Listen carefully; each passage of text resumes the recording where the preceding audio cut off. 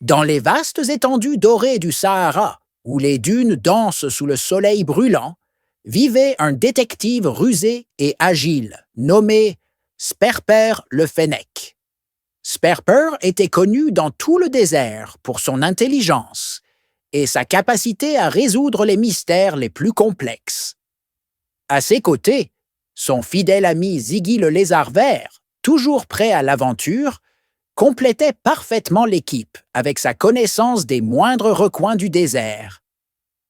Un jour, une rumeur inquiétante commença à se répandre parmi les animaux du désert.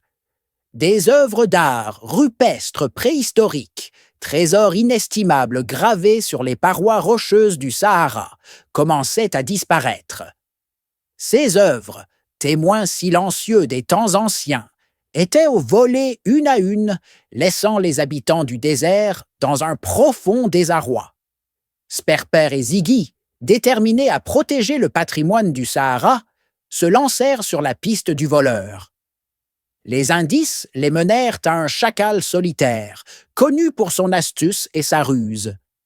Ce chacal, avide de richesses, avait découvert que ses œuvres d'art valaient une fortune sur le marché noir et avait décidé de les voler pour les vendre à des collectionneurs sans scrupules.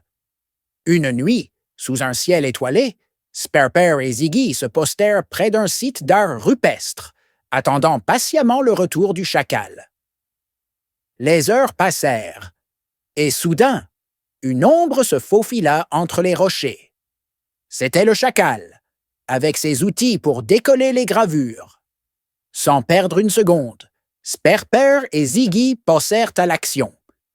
Ziggy, utilisant sa connaissance du terrain, créa une diversion en faisant tomber des pierres non loin de là.